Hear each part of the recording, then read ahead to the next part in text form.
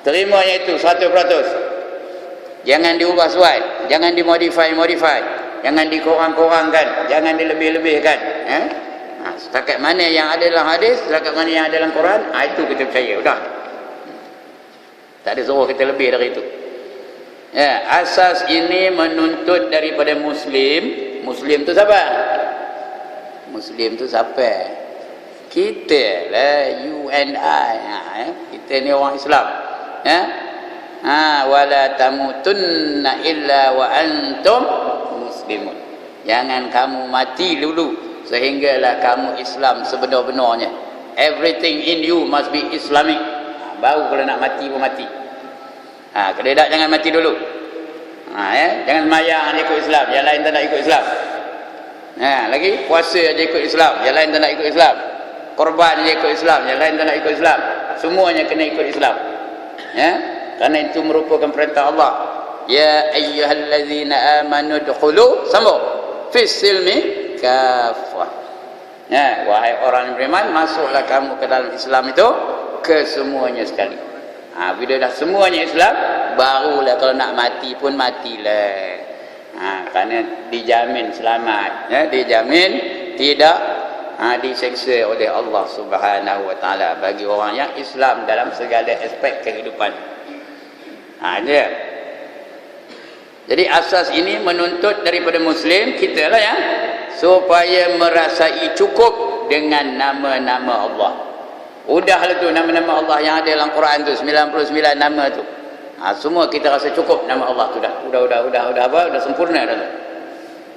Dan sifat-sifat Allah sekadar mana yang disebutkan di dalam Al-Quranul Karim dan juga Al-Hadis Syarif. Hadis Syarif itu hadis yang mulia Kerana nama-nama dan sifat-sifat itu sabitnya daripada Allah. Sabit tu artinya apa? Apa arti sabit? Pisau bengkok, motong rumput, itu kan? Itu sabit kan? Betul itu sabit. Tapi bukan itu maksudnya.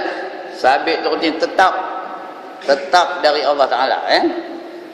Sabitnya daripada Allah dan Rasulnya. Kalau tidak ada dalam Quran, dia ada dalam hadis. Sama ada dari Allah atau dari Rasul. Itu sabitnya. Bukan melalui pemikiran manusia. Dia bukan hasil dari pemikiran manusia. Dia adalah berita dari Allah, kenyataan dari Allah atau kenyataan dari Rasul. Pasal tentang ketuhanan ni kita tak boleh fikir-fikir, tak boleh fikir-fikir, tak boleh cipta-cipta sendiri. Apa yang disabdakan oleh Nabi, apa yang dirakamkan oleh Allah dalam Quran, itulah yang kita ambil. Bukan macam yang lain kita boleh gunakan akal. Nak semayang macam mana, nak narik orang supaya ramai semayang, gunakan akal tu, macam mana gini. Itu tak apa. Tapi tentang ketuhanan, kita terima apa saja yang ada dalam Al-Quran dan juga dalam hadis Nabi sallallahu alaihi wasallam. Jangan ditambah-tambah, jangan dikurang-kurangkan, jangan ditolak, jangan di modify. Itu tak boleh kerana sudah lengkap. Allah tu dah sempurna, hukumnya pun dah sempurna, Islam pun dah sempurna. Agama yang Allah tentu kepada kita tu dah agama yang sempurna. Mana tahu sempurna? Allah dah sebut dalam Quran, al-yauma akmaltu lakum dinakum wa atmamtu alaikum ni'mati wa raditu lakumul Islam madina. Kata Allah hari ini aku telah sempurnakan agama kamu bagi kamu, dan aku telah cukupkan nikmat aku untuk kamu, dan redalah aku Islam sebagai anutan bagi kamu. Yang Tuhan reda hanya Islam sahaja. Tadi pun ada itu imam dah baca, innad dina indallahil Islam, kata imam tadi itu ayat Allah tu. Inna dina indallahil Islam. Sesungguhnya agama yang Allah redha hanyalah agama Islam. Jadi jangan pandai-pandai nambah-nambah, jangan pandai-pandai modify, jangan pandai-pandai membuang-membuang, mengurang-mengurangkan, mengubah suai dan sebagainya. Kita ikut saja agama yang telah ditetapkan oleh Allah Ta'ala. Sudah sempurna dah tu. Tak payah diubah suai pun dah sempurna. Perfect. There is no more room for improvement. Tak ada ruang lagi kita nak memaju-majukan lagi Islam tu, kerana sudah cukup sempurna. Itu dia ya. Mana kedainya? Hadis. Kerana nama-nama dan sifat-sifat itu sabitnya daripada Allah dan Rasulnya. Allah memang sempurna segala-galanya. Rasul memang Allah jadikan Rasul tu manusia yang paling sempurna di kalangan manusia. Ya, dipanggil akmalan nas. Nabi Muhammad tu adalah orang yang paling sempurna kalau dibandingkan dengan manusia-manusia yang lain. Ya, semua dia nombor satu. Sama ada wajahnya, akhlaknya, ibadahnya. Ya, siapa guru yang terbaik? Nabi Muhammad sallallahu alaihi wasallam. Siapa pentadbir terbaik? Nabi Muhammad sallallahu alaihi wasallam. Siapa pendakwah terbaik? Nabi Muhammad sallallahu alaihi wasallam. Siapa suami yang terbaik? Nabi Muhammad sallallahu alaihi wasallam. Siapa bapa yang terbaik? Nabi Muhammad sallallahu alaihi wasallam. Semuanya Nabi Muhammad orang yang terbaik. Ini sudah dikaji oleh manusia, walaupun manusia kafir mengkaji tentang manusia-manusia terbaik di dunia ini, semuanya bersetuju bahawa yang terbaik ialah Nabi Muhammad sallallahu alaihi wasallam. Ya. Orang betul gajah ni tak pernah akan dengar akmalan nas. Tak pernah akan dengar macam berjanji, ada satu bab dalam berjanji itu akmalan nas. Tak pernah dengar kan? Wa kana sallallahu alaihi wasallam akmalan nas zazatin wa sifatin wa khuluqin saniyah. Tak pernah dengar kan? Pakar marhaban banyak sini. Ya. Itu kenyataan dari Syekh Ja'far Al-Barzanji bahawa Nabi sallallahu alaihi wasallam itu adalah sempurna manusia. Sama ada dari segi zatnya, dari segi sifatnya, dari segi akhlaknya. Sifatnya sempurna. Kehandsoman Nabi Muhammad itu sama dengan kehandsoman Nabi Yusuf. Bukan Nabi Yusuf mengatasi Nabi Muhammad, tak. Sama, setara. Itu handsomenya Nabi Muhammad itu dari segi zatnya. Dari segi sifatnya Nabi Muhammad tahu bang? Kana khuluquhul Quran. Apa katanya? Macam mana akhlak Nabi Muhammad tu? Akhlaknya adalah akhlak Al-Quranul Karim. Itu akhlak Nabi Muhammad. Ya. Jadi sebab itu dia dipanggil manusia yang paling sempurna. Cuma kesempurnaan Nabi Muhammad tak sampailah kesempurnaan Allah Ta'ala. Ya, kerana Nabi Muhammad ada kelemahan juga, ya. Dia ada sakit. Lagi dia mati. Ya, dan dia adalah kelemahan-kelemahannya. Tapi kalau dibandingkan dengan manusia yang lain, dialah yang paling sempurna. Jadi bila dah disebutkan oleh Rasulullah macam itu, kita kena terima lah 100%. Jangan ditolak. Ya? Sebab itu disuruh kita menjadikan baginda sebagai contoh, sebagai suri teladan. Laqad kana lakum fi Rasulillahi uswatun hasanah. Sesungguhnya untuk kamu dalam diri Nabi Muhammad sallallahu alaihi wasallam itu adalah ikutan yang terbaik. Kerana apa saja dalam hidup ni, dialah pelaku yang terbaik. Bila terbaik, barulah Allah suruh kita ikut dia. Kalau Nabi Muhammad pun ada kekurangan, tak adalah Allah perintahkan kita suruh ikut Nabi, ya. Okey. Bukan melalui pemikiran manusia. Bab-bab ketuhanan ni jangan kita fikir-fikir kan.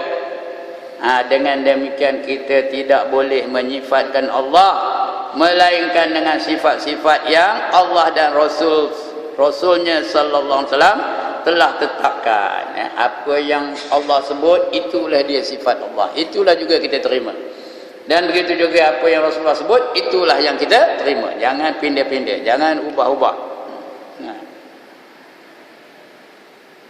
Juga tidak boleh kita menamakan Allah kecuali dengan nama-nama yang Allah dan Rasulnya sallallahu alaihi wasallam telah tetapkan. Nama-nama pun ikut ketetapan Nabi dan juga ketetapan Al-Quran. Kerana Allah lebih mengetahui tentang zatnya, sifatnya dan juga nama-namanya. Firman Allah, antum a'lamu amillah, kata Allah ya. Surah Al-Baqarah ayat 140. Antum a'lamu amillah, apakah kamu lebih mengetahui atau Allah yang lebih mengetahui tentang dirinya sendiri? Kamu ke lebih tahu tentang Allah atau Allah lebih tahu tentang dirinya sendiri? Itu Allah tanya kita. Kan tak tahu jawabnya. Kamu ke lebih tahu atau kita Allah lebih tahu tentang dirinya sendiri? Allah lah lebih tahu tentang dirinya sendiri. Apabila telah ternyata bahawa Allah telah mengetahui, Allah lebih mengetahui, dan Rasulnya pula adalah orang yang benar.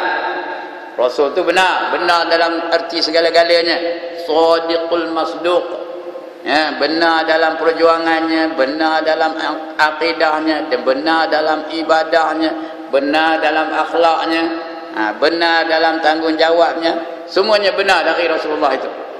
Itu dia. Sebab itu sifat yang wajib bagi Rasul itu apa? Siddiq. Apa kata siddiq? Benar. Rasul tu tak ada macam kita, cakap tak serupa bikin. Saya lah, bukan tuan-tuan yang menyolong mati dengan saya. Saya ni cakap tak serupa bikin, cakap lain buat lain. Tapi Rasul, apa yang dia cakap itulah yang dia bikin. Dia benar dari akidahnya, benar ibadahnya, benar perjuangannya, benar akhlaknya, benar apa saja. Sebut je whatever. Dialah contoh yang terbaik ya. Jadi apabila telah ternyata bahawa Allah lebih mengetahui dan Rasulnya pula adalah orang yang benar, dan gelaran bagi Rasul itu Shadiqul Masduq. Shadiqul Masduq, yang benar lagi dibenarkan. Itu Nabi Muhammad ya, Shadiqul Masduq, artinya yang benar lagi dibenarkan dan diakui benar. Udahlah dia itu benar, diakui benar pula. Allah sendiri mengakui bahawa Rasulullah itu adalah yang benar. Baginda tidak menjelaskan melainkan dengan apa yang diwahyukan kepadanya. Jadi apa yang dijelaskan oleh Rasulullah bukan hasil daripada pemikirannya, bukan hasil daripada hawa nafsunya, bukan hasil daripada ramalannya ya, kerana apa yang disabdakan oleh Rasulullah itu semua daripada wahyu yang datangnya daripada Jibril alaihissalam. Ya, mana tahu Allah kabur dalam Quran begitu, wa ma yantiqu anil hawa in huwa illa wahyun yuha, kata Allah ya. Dia tidak bercakap melalui hawa nafsunya, tak ada ikut nafsu, tetapi apa saja perkataannya adalah dari wahyu yang diwahyukan oleh Allah melalui malaikat Jibril. Ya, berhubung dengan nama dan sifat Allah, baik dari segi nafi maupun dari segi sabit, isbat. Nafi dan isbat. Faham ke nafi dan isbat? Nafi ni tak ada, bukan, itu artinya nafi. Isbat tu artinya? Isbat tu artinya apa? Tak tahu dia meheng. Isbat tu nggih, lagi apa? Tak tahu dia jawab apa tu ni? Ya, kalau orang kopi, yo, betul kata orang kopi itu isbat. Jadi sama ada nafi atau isbat ya. Maupun dari segi isbat wajib diserahkan kepada Allah dan Rasulnya. Sama ada yang tak ada, yang mustahil dalam diri Rasulullah, itu nafi. Kalau saya kata Allah itu mati, nafi ke isbat? Ya Allah, tak dijawab dia mana? Allah itu mati, nafi ke isbat? Nafi. Apa jawab? Allah itu lemah. Apa kita jawab? Apa jawab? Nafi. Tak boleh, tak betul, Indo botol. Tak faham lagi. Ngajar cakap lawa sini. Saya 18 tahun duduk di Kopeng tahu. Itu sebab saya cakap lawa reti. Ingat zaman saya orang lawa, padahal saya orang kaum gajah, mana ada cakap lawa. Indo botol. Nafi lah tu. Allah lupa, isbat ke nafi? Isbat ke nafi? Allah lupa, isbat ke nafi? Nafi. Tak betul tu. Benda yang mustahil, itu kata nafi. Dan dari segi isbat, benda tu betul. Allah Maha Kuasa. Apa jawab? Allah Maha Mengetahui. Apa jawab? Dah pandai dah. Itu artinya isbat. Jadi tak sama ada dari segi nafi maupun dari segi isbat, wajib diserahkan kepada Allah. Yang nafi itu Allah menentukan penafiannya, yang isbat pun Allah menentukan isbatnya tu. Sebab Allah sebut dalam Quran di ujung, kalau ayat tu panjang, di ujung ayat tu adalah Allah gambarkan sifat-sifatnya. Tak? Ayat tu panjang-panjang di ujung tu, wallahu sami'un alim. Ada tak jumpa orang tu? Allah Maha mendengar, lagi Allah Maha mengetahui. Itu isbat ke nafi tu? Isbat ke nafi tu? Isbat. Allah Maha mendengar, lagi Allah Maha mengetahui. Ya?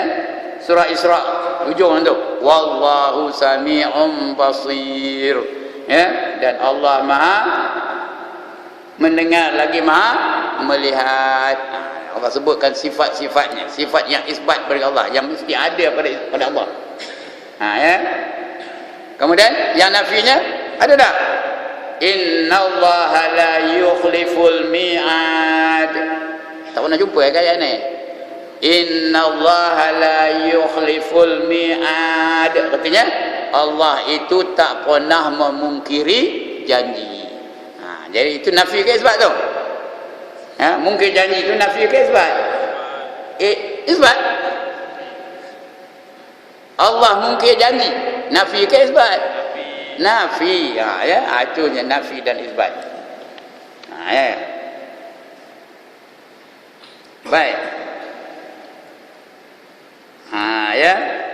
Imam Ahmad rahimahullahu taala, atau RHM tu rahimahullahu taala, berkata, tidak boleh kita menyifatkan Allah melainkan dengan sifat-sifat yang telah ditetapkan olehnya sendiri di dalam Al-Quran dan di dalam dan oleh Rasulnya di dalam Al-Hadis.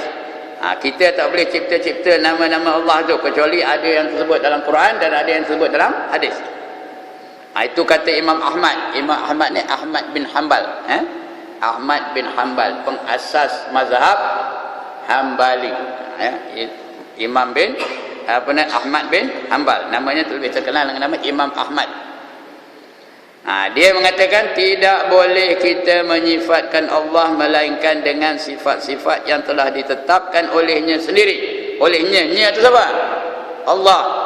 Allah menetapkan sifatnya sendiri. Di dalam Al-Quran dan oleh Rasulnya. Rasulnya Rasul Allah lah. Nya itu Allah. Rasulnya iaitu Rasul Allah di dalam Al-Hadis. Tidak lebih daripada itu. Jangan lebih daripada itu. Apa yang Allah sebut, itulah dia. Apa yang Rasul sebut, itulah dia. Nu'aim bin Hammad, itu apa? Guru kepada Imam Al-Bukhari. Al-Bukhari tahu perawi hadis yang paling terkenal, namanya Bukhari. Dia asal daripada Bukhara. Bukhara itu di mana? Di mana Bukhara? Uzbekistan. Orang Uzbekistan. Tahu ya, ada tan tu Uzbekistan, Afghanistan lagi. Apa lagi? Turkmenistan lagi. Hindustan lagi. Gohikistan. Dan jenis-jenis itulah kawasan itu ya. Itu Imam Bukhari, Al-Bukhari. Hadis yang paling terkenal hadis Bukhari lah. Yang keduanya Muslim, Bukhari dan Muslim. Jadi guru kepada Imam Bukhari ini namanya Nu'aim bin Hammad. Dia berkata, barang siapa menyerupakan Allah dengan makhluknya, ia menjadi kafir. Kerana perbuatan itu apa nama gelarnya? Syirik. Orang yang mensyirikkan Allah itu orang yang jadi kafir itu. Kerana dia mengatakan sesuatu yang bukan Allah, dikatakannya itu Allah. Itu namanya syirik. Bukan menafikan, dia tak ada menafikan sifat Allah. Tapi dia mengatakan ada satu yang lain yang serupa dengan Allah. Sama ada zatnya, sifatnya dan sebagainya. Itu dipanggil syirik. Dia bukan menafikan Allah itu maha kuasa, dia menerima. Tapi selain Allah yang maha kuasa, ada juga orang yang berkuasa macam kuasanya Allah. Itu namanya syirik. Wa man yusyrik billah faqad dhalla dhalalan ba'ida, kata Allah. Barang siapa mensyirikkan Allah, maka dia telah sesat dengan kesesatan yang amat jauh sekali sesatnya. Jauh benar sesatnya. Sebab itu jangan kita mensyirikkan Allah. Kata tak, sesat yang jauh, tak ada jumpa tempat yang nak dicari. Di akhirat besok nak mencari syurga, tak jumpa-jumpa. Ya, makin cari makin jauh, makin cari makin jauh, makin dicari makin jauh. Bila jauh dari syurga, dekatlah dengan neraka. Itu orang syirik. Jangan kita menjadi orang yang syirik. Esok jauh benar sesatnya. Nak mencari beban, cari tak jumpa. Mana beban ni, tak jumpa. Mana beban, cari. Sudahnya sampai ke Hanyai mencarinya. Jauh ke dekat? Jauh ke dekat, tuan-tuan? Jauh. Keluar dalam kereta pergi nanya orang Hanyai tu, mikir tahu ke mana beban? Teman dah letor mencarinya, tak jumpa-jumpa. Tahu ke letor? Udah letor mencarinya, tak ada juga jumpa-jumpa, katanya. Apa jawab orang Siam tu? Maici, katanya. Saya tidak cakap Siam tu, saya bantai tu. Aku tak tahu, katanya. Jadi itulah sesat yang jauh. Dari Bemban ke Hanyai berapa kilometer? 300-400 kilometer. Cari lagi. Cari sampai ke Bangkok. Mungkin jauh ke mungkin dekat? Tuan-tuan, mungkin jauh ke mungkin dekat? Mungkin jauh. Cari lagi, cari sampai ke Chiang Mai. Mungkin jauh ke mungkin dekat? Mungkin jauh lagi. Cari sampai ke apa? Damsyik. Tahu Damsyik? Datang Pasir Asyad, bom, habis cerita. Tak tahu kenapa siapa Pasir Asyad? Tak tahu dah lah mana buatnya. Itu dia. Jangan cipta-cipta nama-nama Allah tu, jangan diubah suai, jangan ditambah-tambah, jangan dikurang-kurangkan.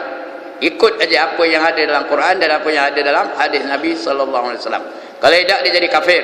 Disifatkan oleh Rasulnya, maka ia menjadi kafir.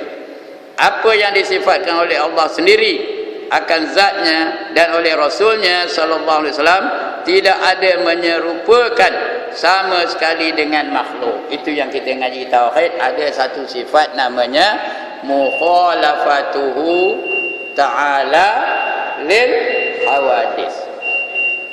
Mukhalafatuhu ta'ala lil hawadis. Bersalah-salahan Allah Ta'ala itu dengan segala yang baharu. Siapa menyerupakannya, maka dia telah melakukan perbuatan syirik. Syirik itu kafir lah. Sama dengan orang Buddha, sama dengan orang Hindu, sama dengan orang Kristian, sama dengan orang Yahudi. Itu syirik namanya. Orang Kristian mana syiriknya? Dia mengatakan Isa itu anak Allah. Orang Yahudi apa syiriknya? Dia mengatakan Uzair itu anak Allah. Orang Hindu lagilah, dia katanya lembu itu Tuhan, dia katanya gajah itu Tuhan. Orang Buddha pun begitu juga. Dia katanya gajah itu Tuhan, dia pun menyembah gajah. Dan dia katanya pokok besar itu Tuhan. Itu dia bubuhnya bawah pokok besar tu apa? Apple, lima, nak bagi Tuhannya makan. Dia ingat Tuhan tu makan apple, Tuhan tu makan lima. Dia pun letak apple, letak lima, letak anggur bawah pokok besar tu. Katanya pokok besar tu Tuhan. Ginari dia ambil lagi terodi. Apa? Dia bubuhnya anggur plastik bawah tu. Tuhannya pun tipunya. Kalau Tuhan pun tipunya, kita lagilah senang dia nipunya. Itu dia. Asas ini menuntut daripada setiap mukallaf. Apa arti mukallaf? Dah selalu nyebut ni. Takkan tak pernah dengar berkata mukallaf. Orang ngaji tauhid mesti ada pernah dengar mukallaf. Mukallaf tu artinya apa? Orang-orang yang wajib menjalankan perintah Allah, sama ada suruhan atau larangan. Itu mukallaf. Siapa bukan mukallaf angkat tangan? Mana tahu? Ada tak? Semua mukallaf. Mukallaf tu artinya orang-orang yang wajib menjalankan perintah Allah. Sama ada perintah itu suruhan atau larangan. Dia punya tanda-tanda ada 4. Yang pertama, aqil. Apa itu aqil? Akalnya sempurna. Aqil, bukan akil hai, itu lain. Itu nama orang. Tapi dia macam itulah, aqil, macam akil hai itu, pandai bersyarak, pandai nyanyi, pandai segala-galanya, menarik perhatian orang muda. Itu macam itulah aqil, otaknya berfungsi. Itu yang pertama. Aqil, maknanya tidak gila dan tidak terlalu bodoh. Itu aqil. Akalnya berfungsi dengan baik. Tak ada gila, tidak pula terlalu bodoh. Bodoh tu artinya bukan dia dapat UPSR 5E, itu belum bodoh lagi. Dapat UPSR 5E itu tak ada bodoh lagi. Dia bodoh tu sehingga dia tak kenal yang mana najis, yang mana suci. Bodoh yang macam itu. Dodoi dikatakannya tai lembu dikatakannya dodoi. Itu bodoh macam itu. Ada orang begitu. Kalau dah ada orang begitu, dia tak wajib sembahyang, tak wajib puasa, tak wajib menutup aurat kalau bodoh begitu. Ataupun dia gila. Yang gila tu dah kita tahu lah. Itu yang pertama, aqil. Yang kedua, baligh. Apa kata baligh? Balik rumah. Apa kata baligh?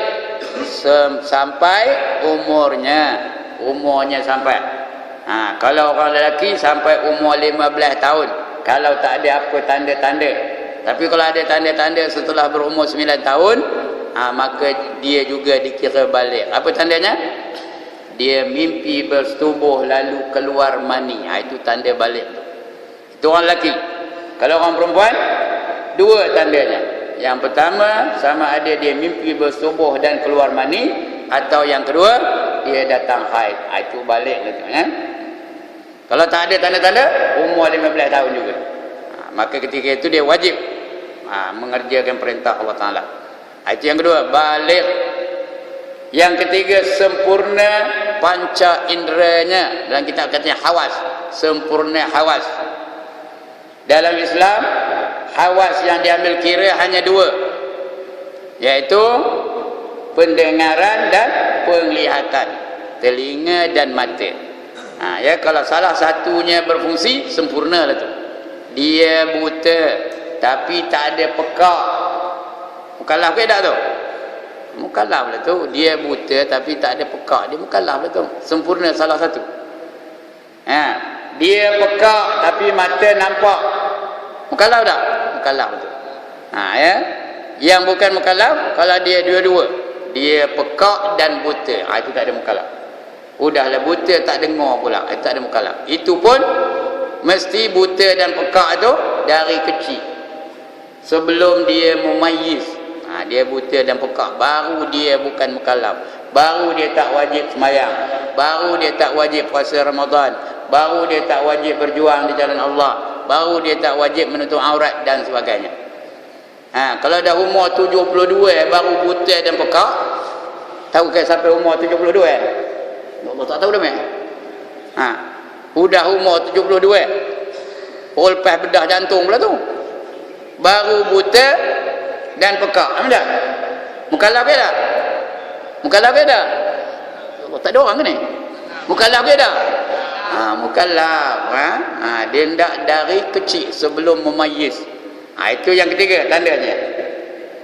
Yang keempat, dia sampai kepadanya seruan Rasulullah sallallahu alaihi wasallam. Dia tahu tentang Islam, dia nampak tentang Islam, dia pernah dengar tentang Islam. Bila ada dia dengar tentang Islam, bila ada dia nampak tentang Islam, maka ketika itu dia sudah jadi apa, salah satu daripada 4 tadi. Tanda-tanda mukallaf tu dah ada pada dia. Dia tak ada alasan. Dia nampak dah kita pergi masjid, kenapa kamu tak ikut sama? Dia tu tanya dia Tuhan, dia tak boleh jawab apa-apa. Dia dengar ada orang azan di masjid, kenapa kamu tak sahut seruan itu? Lagi apa? Dia sama dia nampak ataupun dia dengar perkara-perkara tentang Islam. Itu artinya sampai seruan Rasul kepadanya, dakwah Rasul tu sampai kepadanya. Ya, itu 4 tanda orang yang mukallaf tu. Kalau tak sampai seruan Rasul, dia bukan mukallaf. Ya. Dia tak tahu langsung tentang Islam. Dia duduk dalam hutan belantara Afrika. Ya. Dari kecil naik kapal terbang. Naik kapal terbang umur 2 tahun. Lepas tu ditembak dia orang Ukraine kapal terbang tu. Ya, tahu ke orang Ukraine? Ditembak jatuh kapal terbang tu. Jatuh sampai mendarat ke hutan Afrika. Yang lain semua mati. Dia seorang dia hidup. Umur 2 tahun. Merangkak dia keluar. Datang beruk belah. Ya. Bila dah besar jadi apa? Jadi Tarzan. Tarzan di Apeman. Ada pernah dengar? Tarzan di Apeman. Ya Allah, dia tak pernah dengar. Tarzan the Ape Man. Cuba aja betul-betul. APE apa? Ape. Tarzan the Ape Man. Jadi dia Tarzan the Ape Man. Tarzan itu bukan mukallaf. Pasal apa bukan mukallaf? Pasal apa dia bukan mukallaf? Dia tak tahu langsung tentang Islam. Tak tahu langsung tentang tanggungjawab orang Islam. Dia bukan mukallaf. Tak ada berdosa dia. Dia tak semayang, tak berdosa. Dia tak nutup aurat, dia tak berdosa. Itu sebab Tarzan tu pakai apa? Pakai apa? Pakai spender je. Dia tak berdosa, dia tak tahu.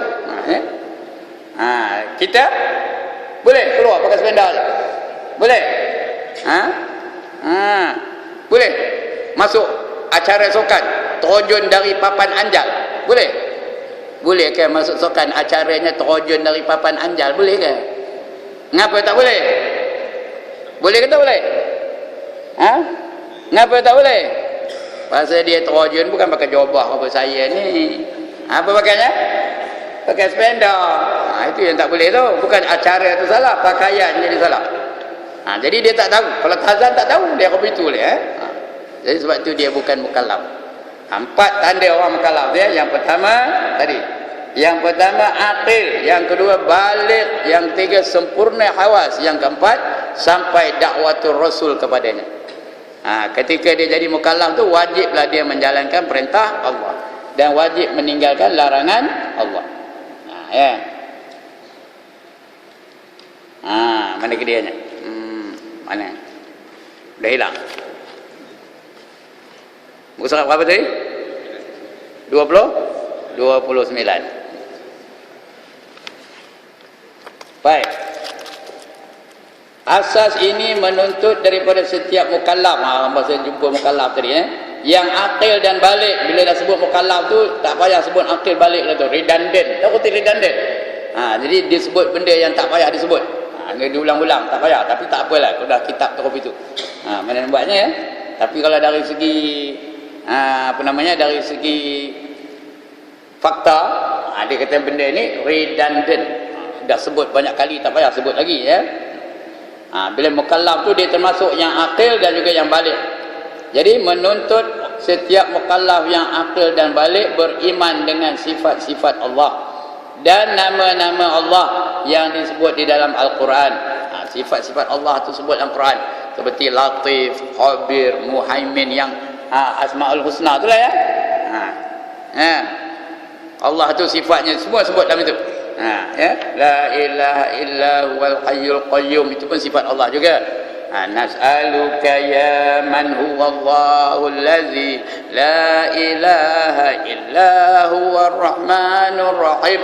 Allah tadi Ar-Rahman Ar-Rahim, itu sifat Allah ya. Lagi Al-Malikul Quddus, yang Malik Al-Quddus, itu semua nama sifat-sifat Allah tu. Yang 99 nama tu ya. Jadi kalau kita beriman, menuntut setiap mukallaf tu menuntut kita ni semua supaya beriman, mesti meyakini, percaya, jangan tolak ya perkara-perkara yang berhubung dengan sifat-sifat Allah dalam nama-nama yang 99 nama tu. Kena terima belaka. Bila Allah kata sifatnya Muhaimin, kita terima Muhaimin. Bila kita kata Allah tu sifatnya Al-Mutakabbir, kita kena terima Al-Mutakabbir. Ya. Bila Allah kata sifatnya tu Ar-Rahman, kita kena terima Ar-Rahman Allah Ta'ala itu. Dan seterusnya. Apa saja ya yang ada dalam Quran dan ada dalam hadis, kena terima, kena beriman. Dan nama-nama Allah yang disebut dalam Al-Quran dan Al-Hadis, serta menggunakan makna zahir, menggunakan maknanya yang zahir, yang terang di dalam bahasa, yang dalam bahasa, tanpa mentaktilkannya. Mentaktil itu tanpa menolaknya, tanpa mentaktil dari perkataan atola. Atola itu artinya tak terima, membantah, atola. Tanpa mentaktilkannya atau menafikannya. Sudah ada makna di sini. Mentaktil itu artinya menafikan sebahagian daripada Allah ya, atau mengubahkannya kepada makna zahirnya. Jadi itu dia. Itu asas yang kedua. Apa dia asas yang kedua tadi? Sudah lupa tu, penat ngabur. Asas yang kedua apa? Menerima 100% apa saja sifat-sifat Allah yang terdapat dalam Al-Quran dan juga dalam hadis Nabi sallallahu alaihi wasallam. Itu asas yang kedua. Yang ketiga, asas yang ketiga, beriman dengan nama-nama dan sifat-sifat tanpa menanya tentang kaifiatnya. Kaifiat apa? Method, cara. Macam mana cara mencipta manusia, tak payah tanyalah. Macam mana cara Allah turun ke langit dunia, jangan tanya. Allah pun tak suruh, Nabi pun tak suruh. Apa kata Nabi? Tafakkaru fi khalqillah wa la tafakkaru fi zatillah. Berfikirlah kamu banyak-banyak tentang kejadian daripada Allah Ta'ala yang Allah cipta. Fikirlah langit, bumi dan pertukaran malam dan siang. Banyak kamu fikir. Wa tafakkaruna fi khalqis samawati wal ard. Banyaklah berfikir tentang kejadian langit dan bumi. Tapi wala tafakkaru fillah, dalam tempat lain kata wala tafakkaru fi zatillah. Jangan kamu berfikir tentang zat Allah. Zat tu mana? Warnanya apa? Merah ke, hijau ke, biru ke, kelabu ke? Apa mambang ke? Tak tahu mambang? Mambang kuning, mambang putih, mambang biru, mambang hijau, mambang segala mambang. Lantaklah. Jangan kita fikirkan Allah tu ada warna ke, besar ke, kecil ke, gemuk ke, kurus ke, tinggi ke, rendah ke. Jangan dipikirkan. Kerana kalau dipikir pun sia-sia. Orang mencari Allah, tiba-tiba jumpa Allah. Itu dia Allah. Itu betul? Betul ke Allah dia jumpa tu? Tak ada. Selagi boleh ditengok, selagi boleh dipegang, selagi boleh didengar, selagi boleh dibayangkan dengan akal fikiran, itu bukan Allah. Kerana Allah tu sifat yang boleh kita yakin apa? Laisa kamislihi syai'. Tidak menyerupai mana-mana sesuatu. Yang ketiga tu. Yang ini penting ni ya. Kalau tidak kita jadi syirik. Jadi syirik, tak ada yang merasa, tak diampun Allah dosa orang syirik. Dosa-dosa lain boleh diampun, tapi dosa syirik tak diampun oleh Allah Taala. Beriman dengan nama-nama dan sifat-sifat tanpa menanya tentang kaifiatnya. Asas ini menuntut daripada hamba yang mukallaf. Ingat mukallaf tadi, yang wajib menyempurnakan perintah Allah, itu mukallaf. Beriman dengan nama-nama dan sifat-sifat Allah mengikut yang dinaskan di dalam Al-Quran. Dinaskan itu artinya diterangkan dalam Al-Quran, dinaskan, didalilkan dalam Al-Quranul Karim. Dan juga Al-Hadis. Dalil itu ada dua, sama ada dalil Al-Quran dan juga dalil hadis Nabi SAW. Tanpa menanya tentang kaifiatnya, jangan ditanya. Mana rupa Tuhan tu? Hijau ke, biru ke, gemuk ke, kurus ke, tinggi ke, rendah ke? Jangan ditanya-tanya. Tanpa membahas tentang hakikatnya, kerana mengetahui kaifiat sifat-sifat itu bergantung kepada mengetahui kaifiat zat Allah. Kalau kita nak mencari hakikat sifat Allah, kena cari hakikat zat Allah. Mana nak jumpa? Zat Allah tu bukan serupa dengan segala yang lain ya. Dia berbeza dengan segala yang baru. Jadi tak payah dicari-cari. Ya. Sebab sifat bagi sesuatu berlainan menurut keberlainan mausuf. Mausuf tu yang disifatkan. Sifat sesuatu itu berlainan dengan sesuatu yang disifatkan, yang mausuf,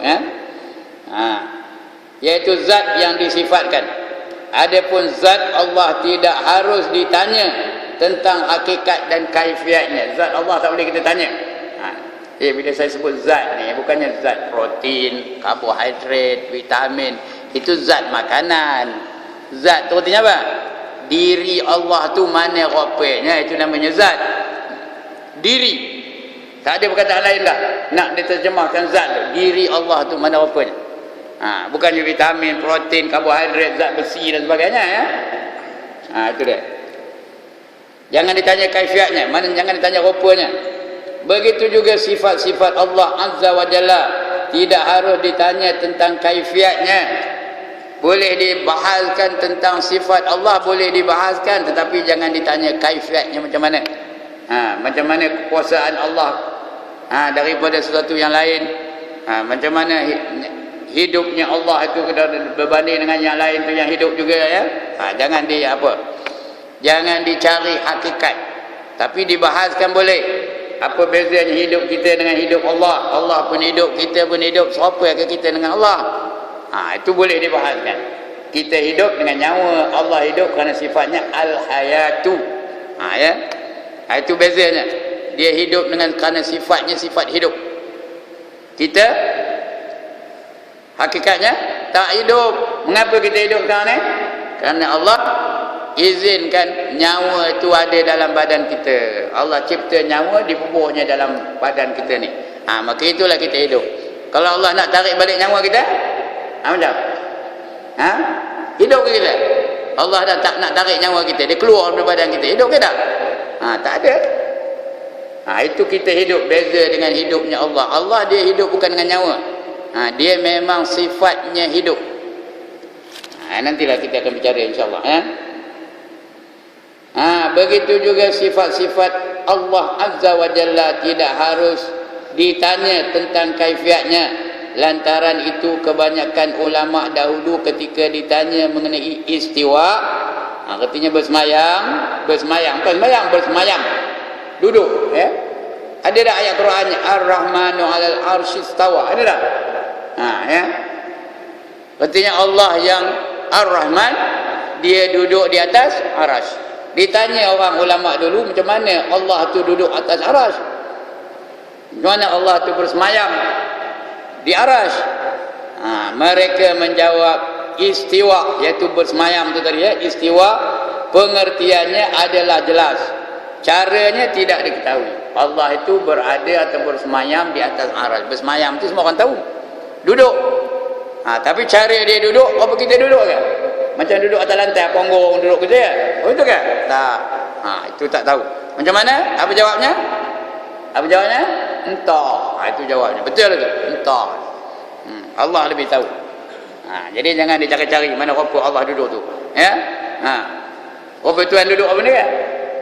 Rupa itu ke duduknya? Rupa itu tak duduk ni bersilir ke? Belunjuk ke? Jangan ditanya. Kita tak tahu, ya. Pengertiannya adalah jelas. Jadi istiwa tu pengertiannya jelas, caranya tidak diketahui. Beriman dengan sifat ini adalah wajib. Kita wajib beriman bahawa Allah itu bersemayam di atas arasy. Tapi macam mana? Tak ada wajib, tak payah dicari-cari. Manakala bertanya tentang kaifiatnya adalah bid'ah. Apa kata bid'ah? Bid'ah itu apa? Sesuatu yang dibuat atas nama Islam tapi yang sebenarnya tak ada dalam Islam, itu namanya bid'ah. Faham ke ni? Sesuatu yang dibuat atas nama Islam tapi tak ada dalam Islam, itu namanya bid'ah. Bid'ah ni ada yang wajib, ada yang sunat, ada yang haram, ada yang makruh, ada yang harus. Ya. Kalau ikut Syekh Daud Fatani dalam kitabnya yang bernama Furu'ul Masail, ada 5 jenis bid'ah. Bid'ah yang wajib seperti belajar nahwu, Ya, belajar saraf. Zaman Nabi tak ada orang belajar nahwu saraf. Ya, seperti baca Quran yang ada titik, yang ada baris. Quran asalnya ada titik, ada baris tak? Asal Quran tu ada titik, ada baris tak? Tak ada. Apa pun tak ada. Oh, kalau kita dapat Quran itu macam mana nak bacanya? Ba tu apa itu? Tak ada titik. Apa itu aja. Dia boleh jadi ba, boleh jadi ta, boleh jadi sa. Macam mana macam kecuali dia pandai cakap Arab. Dia orang Arab boleh lah. Itu pun tak tentu betulnya, kadang-kadang salah juga. Yang apa itu tu boleh jadi ha, boleh jadi jim, boleh jadi kha. Tak ada titik. Macam mana macamnya. Jadi sekarang ni untuk memudahkan kita, Quran tu ada titik, ada baris pula tu, ya. Kalau tidak langsung tak terbaca. Ba ha mim boleh bihim, boleh buhum, boleh bahum, boleh bahmun. Macam